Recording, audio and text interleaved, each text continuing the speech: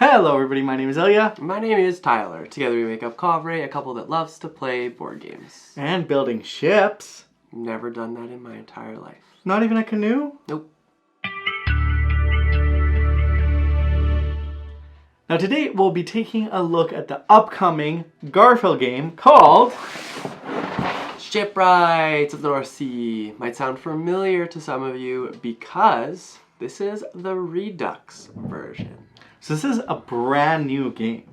It is not like the Shipwrights game before. We actually have not played the other game. Yeah. But the rulebook states clearly this is a brand new game, so we are going with it. Shipwrights is designed by Shem Phillips and is published by Garphill Games, who provided this prototype copy for us. Now this is a 1 to 5 player game in which you're building buildings and mainly building longships because you're a shipwright. That's the purpose. You're going to be building up your town so that you can invite more people in to help you, but also make buildings that will help you make your ships even better. Even better. But let's give you a quick overview of how to play. As always, you'll begin by setting up. You'll place the main board at the center of the table. Shuffle and randomly select 5 round cards for the game. You'll then place the raid, trade, and hero cards on the board in the corresponding spaces. Finally, you'll shuffle all the village cards and place them face down in the stack in the draw pile on the board. You'll place all the resources within reach of all players, and have each player pick a color, placing their player markers on the 0 space of each progress track. Now on to player setup. Each player will receive a player board, an 8-can laborer card corresponding to their color, and 1 random hut card. Each hut will have a progress token printed on the top right corner. You'll move your progress marker in the associated track 1 space. Finally, each player will gain 3 workers, 1 oak, 1 wool, 1 iron, 1 gold, and 2 silver from the main supply to start. You're now ready to play. Shipwrights of the North Sea is played over 5 rounds. You'll aim to score the most points primarily by constructing longships, building buildings, and progressing into 3 tracks on the board. Now each round is played in 5 phases. In the first phase, a new round card is revealed. The round card indicates the trades available for this round, along with which direction cards will be drafted. These symbols are used in 1 to 2 player games to progress a neutral player marker, and the victory points here are scored by the opponent in the solo mode. The second phase, players will draft cards. You'll receive a hand of 6 cards. You'll choose 1 to keep and pass the rest in the direction indicated by the arrow on the round card. You'll keep drafting until each player has 6 cards. Note, the drafting process for 2 players and solo is different.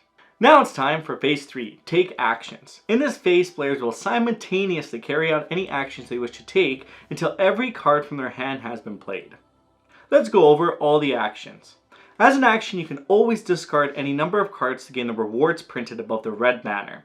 Discarded cards will be placed below the village card draw pile. The next action is recruiting a craftsperson.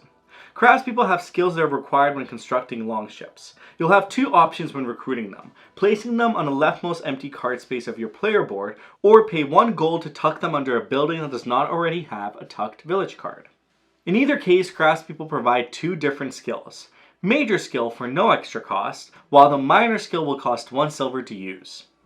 In the player board, craftspeople will only have one-time use when constructing a longship. While in the buildings, they'll remain there permanently with their skills being able to be used multiple times. Another action you can take is recruiting a Jarl. Jarls are the only cards that provide gold when discarded, but may also be tucked under buildings by paying 1 gold as craftspeople. They usually will grant victory points for the end of the game, and immediate movement on the progress tracks for each icon shown on the green banner. Another action you can take is playing or recruiting townsfolk. You may resolve their ability once by placing them in a discard pile, or you may pay 1 gold to tuck them under a building that does not already have a tucked village card. This will add to the building's ability. Another action you can take is starting work on a longship. Like craftspeople, you can place longships on your player board to indicate that you are working on them. After they're placed on the main board, you may also take a construct a longship action.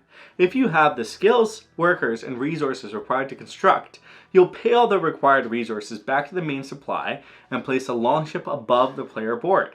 At this point, you'll move your player marker 1 space along the corresponding progress tracks for each icon shown on the longship. You'll also resolve any immediate effects shown on the blue banner of the longship. Longships are one of the primary ways to score victory points in this game. If you don't have a particular skill needed, you may also use your laborer. For each village card you discard, along with 1 gold spent, you may satisfy 1 required skill. When upgraded, you won't need to discard a village card. Besides constructing a longship, you may also construct buildings. You'll follow a similar process, pay the workers and resources needed, gain victory points and progress, and obtain a worker placement space with a special ability that may now be used. Speaking of worker placement, that's another action you can take. You may place a worker on any open worker placement space and receive the corresponding reward. Workers placed in these spaces will return to player supply in the gain income phase. The last couple of actions are trading resources, which are the actions on the round cards that can be taken at any point in this phase, and raiding a settlement. You'll receive raid cards when reaching spaces 4, 8, and 12 on the military track. You may spend a corresponding number of workers based on how far you are on the progress track to gain the benefits at the bottom of the card. Once activated, you'll flip the raid card face down. Now, if you move into the 4, 8, or 12 spaces of the trade track, you'll gain a trade card. You may take the reward as an immediate reward and place the card face down, or you can tuck it under one of your longships for a gain income phase action. The renown track grants upgrades. You may upgrade your ACA, Laborer, and or HUD cards when reaching 4, 8, and 12 spaces of the track. And that's all the actions. The next phase in the game is the gain income phase. You'll gain income from any relevant longships and tucked trade cards. You'll return all the workers from the player board and buildings back to your supply, and reset any raid cards you have used by flipping them face up. The last phase is distribute hero cards. The player who is farthest ahead on each track will gain a corresponding hero. Each of the heroes will have abilities that will help you in your game. If you did not gain a hero card, you'll instead gain a Randy hero card. You'll discard your Randy hero card if you gain one of the 3 heroes in the following rounds. If there is a tie, the hero is not gained. And that's the end of the round. You'll keep playing for 5 rounds, creating an engine with your cards, potentially increasing the number of actions you take, and constructing longships and buildings to build up your points. At the end of the 5th round, you'll score. You'll add up points from longships, buildings, Jarls, progress tracks, points on hero and laborer cards, and 1 victory point per gold you have remaining. The player with the most points wins. Will you have the mightiest ships of them all? Arg. We're not pirates, we're Vikings. Oh. Ah. Now, what were your first impressions of Shipwrights of the North Sea? Yeah, the first impressions, I think because the first time we played it, and the scoring track is really, really far, we didn't make it very far. And I think it's like a learning curve, so that was like a little hard to see, I guess. But it is a really fun game. It's got like these engine building aspects that like ramp up, and I really appreciated it. I think I'm so used to the heavier Garphill games, like playing the Scholars and Wayfarers, that this was a little bit of a surprise because it is fairly lighter than some of the other games. It's not a light game, but it's lighter than the other games. Yeah. So it was really an ease to jump into it, to begin to see the combinations, this familiar symbology of the game, and begin to develop some of the strategies. I love the mixture of the worker placement as well as that contract fulfillment, essentially, which is the ships.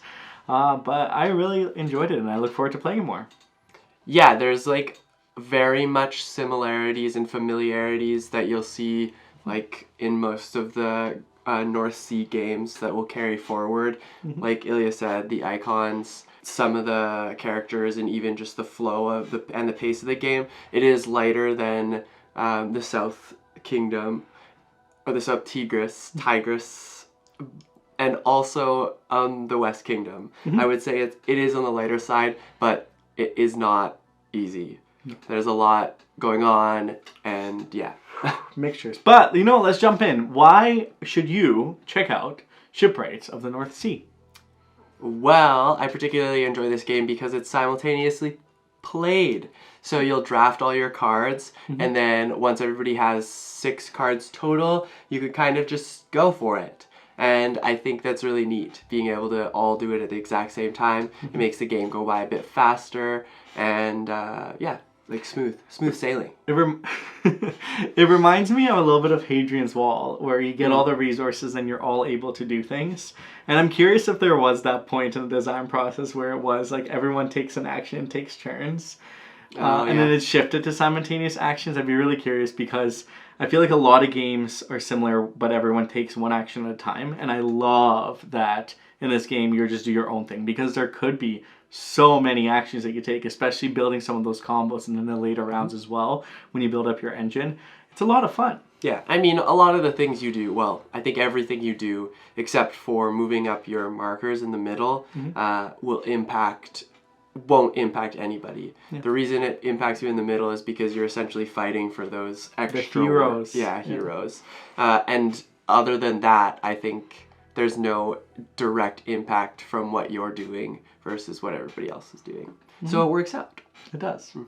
I think another reason you can check it out is the engine building aspect of it. In the beginning of the game, you're still able to do a lot with those 6 cards. But as the game continues and you build new buildings and you get more cards in your ships and in your buildings and the workers, you're able to do much more in this game. Oh yeah. And I found that later in like round 4 and 5, you're just playing cards here. You're discarding cards for more cards. You're placing a worker here to get more cards. You have so many cards to do all these wonderful things with. And it just feels really good. And if you're a type of player who likes to see that progression in the game, Shipwrights may be for you. Yep, definitely. I do like a game where it gets longer and longer the more you get into it, I guess.